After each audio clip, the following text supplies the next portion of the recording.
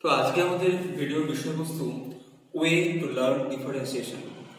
কিভাবে আমরা অন্তর্কলন বা অবকলন বিদ্যা সম্পর্কে জানবো, শিখবো কিভাবে, বা বলতে গেলে আরো ভালো করে যে কি কি শিখলে আমরা অবকলন বা অন্তর্কলন বিদ্যা সম্পর্কে আরো ডিটেলস জানার সুযোগ পাবো। তো এই প্রসঙ্গে বলে রাখি, বলাই বাহুল্য যদিও, যে আমাদের ম্যাথমেটিক্সে বেশ কিছু অধ্যায়, কিছু বিষয়বস্তু আছে যেখানে অঙ্ক করার থেকে অঙ্কটা জানা, শেখা, থিওরিটা বোঝা অনেক বেশি জরুরি হয়। নিশ্চয়ই এটা যে কোনো তাবড় ম্যাথামেটিশিয়ান স্বীকার করতে বাধ্য। তো সেরকম একটি অধ্যায় ডিফারেন্সিয়েশন। ক্যালকুলাসের একটি পার্ট সবারই জানা, দুটো পার্ট, ডিফারেন্সিয়েশন, ইন্টিগ্রেশন। তো ক্যালকুলাসের ডিফারেন্সিয়েশন পোর্শন না জেনে উচ্চতর গণিত শাস্ত্র সম্পর্কে জানার আগ্রহ প্রকাশ করা বা ইচ্ছা প্রকাশ করাটাও জলে না নেমে মাছ ধরার মতোই খানিকটা করা যায়। তো আমরা যদি প্রথমেই ডিফারেন্সিয়েশনের সংজ্ঞা জেনে নিই, অন্তর্কলন কাকে বলে, কি বলছে ডেফিনেশন? বলছে কোন অপেক্ষকের অন্তর্কলন বলতে বোঝায় সাধারণভাবে ওই অপেক্ষকের ও অন্তর্গত দুটি চলরাশির সসীম অন্তরের অনুপাতের সীমাস্থ মান নির্ধারণ। তো খেয়াল করে দেখো, বেশ কিছু টার্ম আমরা জানলাম, যেমন অপেক্ষক, যেমন চলরাশি ভ্যারিয়েবলস, যেমন সসীম অন্তর, আর মোস্ট ইম্পর্টেন্টলি সীমাস্থ মান লিমিটিং ভ্যালু। তো বোঝাই যাচ্ছে অবকলন জানতে গেলে আমাদেরকে এই প্রত্যেকটা টার্মকে ক্লিয়ারলি শিখতে হবে, জানতে হবে, তার আগে নয়। অর্থাৎ যদি আমরা ম্যাথমেটিক্সকে একটি বহুতল আবাসন কল্পনা করে নিই, তাহলে ক্যালকুলাস বা ডিফারেন্সিয়েশন কোনোটারই অবস্থান সেই আবাসনের গ্রাউন্ড ফ্লোর বা তার কাছাকাছি কোনো ফ্লোরে নয়, বরং বেশ কিছু উঁচুতে। আর সেই উঁচু তলায় পৌঁছতে গেলে আমাদের বেশ কিছু স্টেপ বা বেশ কিছু ফ্লোর এগিয়ে যেতে হবে উপরের দিকে। সেই স্টেপ, সেই ফ্লোরগুলো যদি আমরা ক্লিয়ার কনসেপ্টে না জানতে পারি, ডিফারেন্সিয়েশন শেখাটা সম্ভব হবে না ভালোভাবে, ক্লিয়ারলি। তো আমরা বুঝতেই পারছি যার অবস্থান উঁচু তলায় অনেকটা উপরে, তার কদর, তার অহংকার এই ম্যাথামেটিক্স সমাজে অনেকটাই বেশি। যার কদর বেশি তার মধ্যে একটু জটিলতা থাকবে না? প্যাঁচ থাকবে নাকি? থাকবে, নিশ্চয়ই থাকবে। তার কথায় যদি আসি আমি, ডিফারেন্সিয়েশন আর ডেরিভেটিভ আমরা এখনো অনেকে মনে করি, অনেক ছাত্রও মনে করে দুটো একই জিনিস। এই ভুলটা প্রথমে ভাঙি। ডিফারেন্সিয়েশন আর ডেরিভেটিভ মোটেও একই জিনিস নয়। পার্থক্যটা এখানেই যে ডিফারেন্সিয়েশন হলো প্রক্রিয়া, প্রসেস। যেই প্রসেসে আমরা একটা ফাংশনের যদি প্রসেসটা অ্যাপ্লাই করি, যেটা পাবো, যে ফলাফল, যে রেজাল্ট, দ্যাট ইজ ডেরিভেটিভ। বা ঘুরিয়ে বললে ডেরিভেটিভ পাওয়ার জন্য যা করতে হয় সেটাই differentiation. Y is equal to F, এটি ফাংশন মোটামুটি জানা আমাদের, তার ডিফারেন্সিয়েশন করব, কি পাবো? dy dx বা f dash x, that is derivative. কিভাবে পেলাম? ডিফারেন্সিয়েশন করে। অর্থাৎ ডিফারেন্সিয়েশন মানে অবকলন বা অন্তর্কলন, আর ডেরিভেটিভ মানে প্রাপ্ত ফলাফল, অন্তর্কলজ বা অবকল সহগ বা অবকল গুণাঙ্ক। তো আর ভূমিকায় না গিয়ে শুরু করে যাক। আমাদের প্রথম স্টেপ, প্রথমেই আমাদের কি জানতে হবে না, একদম গোড়া থেকেই, একদম ছোট থেকেই সংখ্যা সম্পর্কে আমাদের ধারণা দেওয়া হয়, শিক্ষকরা দেন, আমরাও জানি সংখ্যা সম্পর্কে, শূন্য সম্পর্কে, ধনাত্মক, ঋণাত্মক, মূলক, ভগ্নাংশ ইত্যাদি। হ্যাঁ, ঠিকই বলেছ। আমাদের প্রথমেই শিখতে হবে idea of number system or number theory. সংখ্যাতন্ত্র বা সংখ্যা তত্ত্বের আইডিয়া আমাদের ক্লিয়ার করতে হবে, যার দুটো ভাগ, বাস্তব সংখ্যা রিয়েল নাম্বার অ্যান্ড জটিল রাশি কমপ্লেক্স নাম্বার। বাস্তব সংখ্যার মধ্যে সেগুলি আছে যেটা বললাম, স্বাভাবিক মানে ন্যাচারাল নাম্বার, রেশনাল নাম্বার, মূলদ, অমূলদ, পূর্ণ সংখ্যা, অখণ্ড সংখ্যা এবং অবশ্যই শূন্য। শূন্য কথাটা বারবার বলছি জোর দিয়ে, কারণ শূন্য নিজে একটা মিস্ট্রি, যার মধ্যে অনেক রহস্য লুকিয়ে আছে, যার সম্পর্কে ক্লিয়ার ধারণা না হলে অনেক পর্যায়েই উচ্চতর গণিত শাস্ত্রে আমাদের অসুবিধায় পড়তে হবে। শুধু জানলে হবে না, বাস্তব সংখ্যার ধর্মাবলী সম্পর্কেও বিশদে জানতে হবে। এক কথা বলতে গেলে সংখ্যাদের সংসারে জোর করে অনুপ্রবেশ করতেই হবে। পড়ে রইল জটিল রাশি, কমপ্লেক্স নাম্বার। আমরা একাদশ শ্রেণীতে ক্লাস 11 এর সম্পর্কে জানবো √-1, that is I, imaginary number, then a plus ib form, জটিল রাশির আকার, তার ধর্মাবলী। আমি গভীরে যাচ্ছি না, জাস্ট বললাম জানতে হবে। এরপরে যাব কোথায়? সেট তত্ত্ব। নবম শ্রেণী থেকে আমাদের ওয়েস্ট বেঙ্গল বোর্ডে সেট তত্ত্বের ধারণা দেওয়া হয়, যদিও মূল্যায়নের অন্তর্ভুক্ত না থাকার জন্য শিক্ষকরাও বা ছাত্ররাও সে সম্পর্কে একটা উৎসাহ দেখায় না অনেক ক্ষেত্রে। আমি এটা ভাঙতে অনুরোধ করব, শিক্ষকদেরও রিকোয়েস্ট করব, ছাত্রদেরও। তোমরা ক্লাস 9 থেকেই যারা সায়েন্স নিয়ে পড়তে ইচ্ছুক তারা সেট তত্ত্বের ধারণাটা একটু একটু মনের মধ্যে ঢোকাও, একটু আগ্রহ জন্ম নিজেদের ভালোর জন্য। সেট হলো সংখ্যাদের আকার, যেখানে বিভিন্ন সংখ্যাকে আমরা প্রকাশ করতে পারি সেটের আকার। সংখ্যাদের বাড়ি বা ক্রম বলা যায়। সেট থেকে আমরা যাব রিলেশন, সম্বন্ধ, দেন ম্যাপিং, চিত্রণ। সংখ্যাদের মধ্যে রিলেশন হলো, ম্যাপিং হলো, ফাংশন, যদিও ম্যাপিং ফাংশনে খুব কাছাকাছি যায় দুটো টার্ম। অপেক্ষক, বিভিন্ন ধরনের অপেক্ষক, কিছু special function, modulus function, signum function, constant function, তাদের প্রপার্টিজ ক্লিয়ারলি জানবো। কিছু trigonometric function, sin x, cos x, tan x, তাদের গ্রাফ ক্লিয়ারলি জানবো। নিজেরা করে করে বুঝবো সেই ফাংশনের রেঞ্জ, ডোমেন কেমন আছে। দেন আর একটা খুব ইম্পর্টেন্ট কথা এই প্রশ্নটি বলে রাখি, অন্তরাল, interval. Open interval a, b, যেখানে a less than x less than b, and a closed interval a, b, a lesser equal to x lesser equal to b। এটা কিন্তু কখনো ভুললে চলবে না। কখনো left open right closed, right open left closed. আরো একটা ভুল ধারণা ভাঙতে চাই, অনেকেই গুলিয়ে ফেলে তিনটে শব্দের মধ্যে পার্থক্য: অবাস্তব, অসংগত, অনির্ণয়। অনেকেরই এখনো মনে হয় অনেক বড় বয়সে গিয়েও সায়েন্স নিয়ে পড়াকালীন যে তিনটি হয়তো একই জিনিস। না, মোটেও তা নয়। কখন কোন বিন্দুতে একটি অপেক্ষক অসংগত হবে, দ্যাট ইজ আনডিফাইন্ড হবে, দুটো ক্ষেত্রে হবে। নাম্বার 1, যখন সেই পয়েন্টে অপেক্ষকটা অবাস্তব হবে, মানে রিয়েল হবে না। নাম্বার 2, যখন সেই পয়েন্টে অপেক্ষক হবে অনির্ণেয়, ইনডিটারমিনেট, 1/0 বা সামথিং বাই 0, এই ফর্মটা আসবে। অর্থাৎ অসংগত দুটো কারণে হয়, অবাস্তব হলে, অনির্ণয় হলে। মোটেও তিনটে টার্ম এক নয়, এটা বারবার মাথার মধ্যে ঢুকিয়ে রাখতে হবে। অনেকটা কাজ মিটল, এবার কিছুটা কাছাকাছি আমরা এলাম।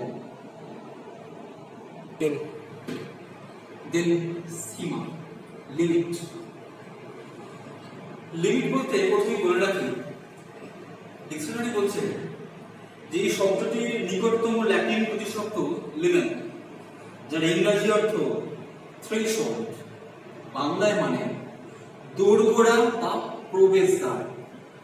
অর্থাৎ ম্যাথমেটিক্যালি, গাণিতিকভাবে কোনো বিন্দুতে অপেক্ষকের সীমাস্থ মান বা লিমিটিং ভ্যালু বলতে ওই বিন্দুতে অপেক্ষকটির চৌকাঠ বা প্রবেশদ্বারে যে মান তাকেই বোঝায়।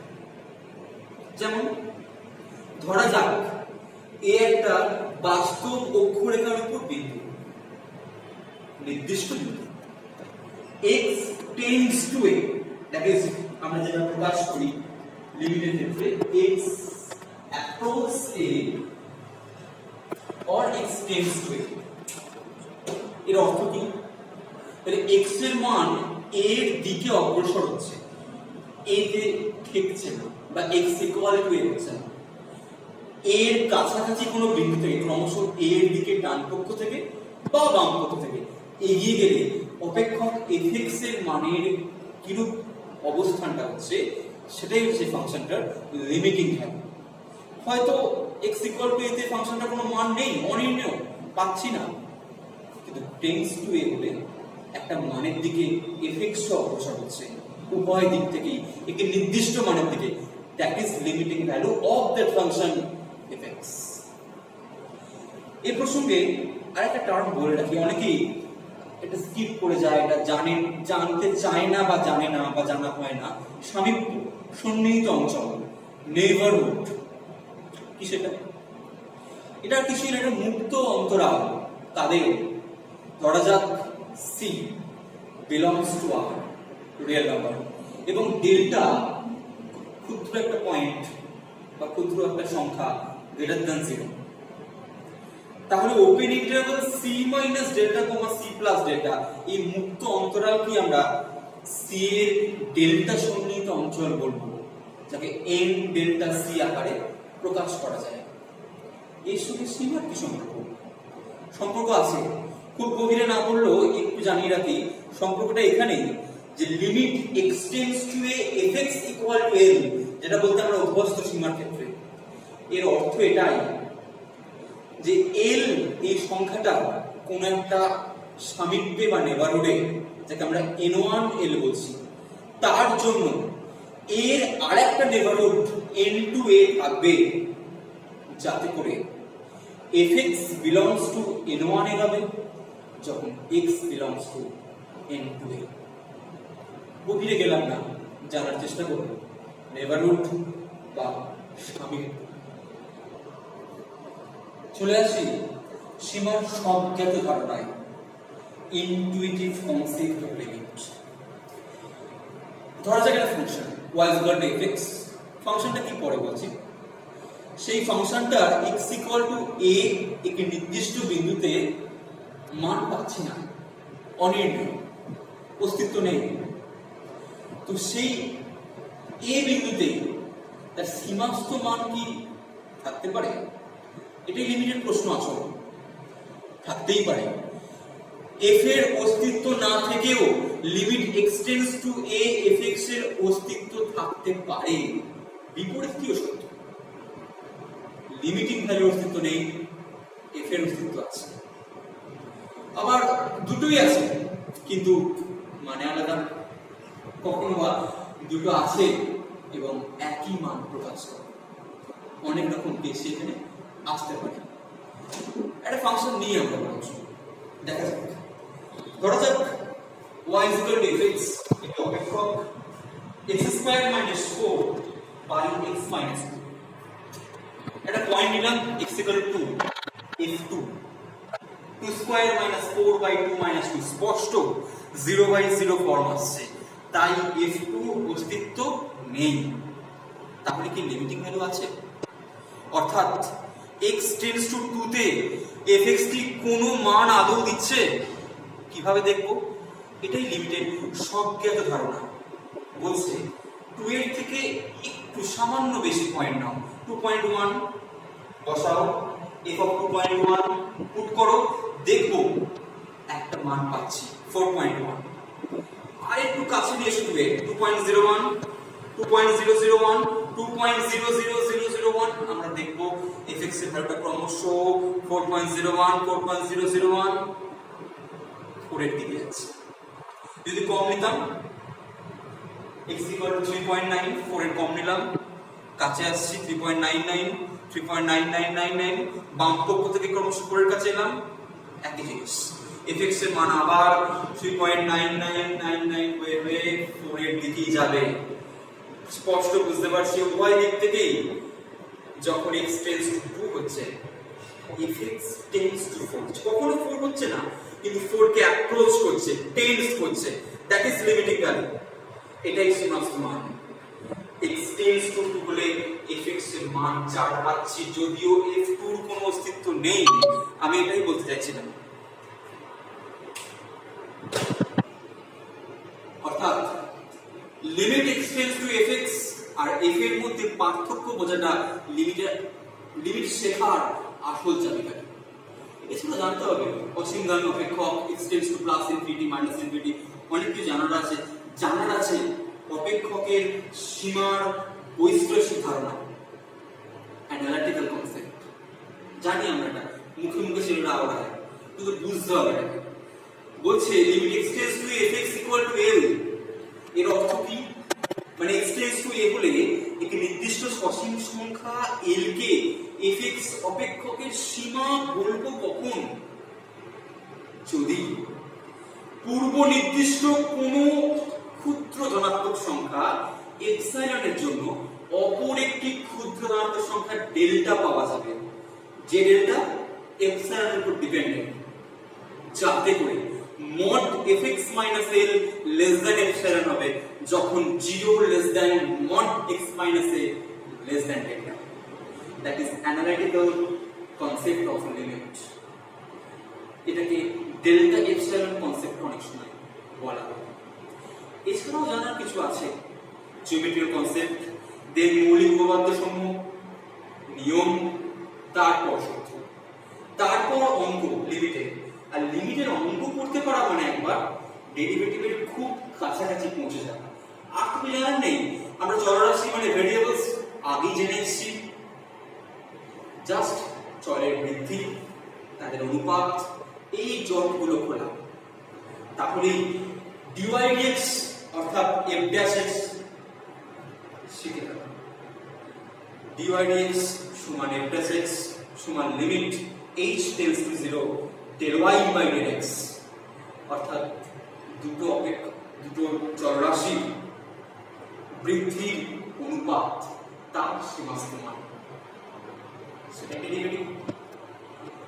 বা অপরভাবে বলতে গেলে dy dx equal to limit h tends to 0 f of x plus h minus fx by h, যেখানে h হলো ওই ক্ষুদ্র বৃদ্ধি কার x এর, যে নিজে ইন্ডিপেন্ডেন্ট ভেরিয়েবল, যার উপর ডিপেন্ড করছে y ডিপেন্ডেন্ট ভেরিয়েবল।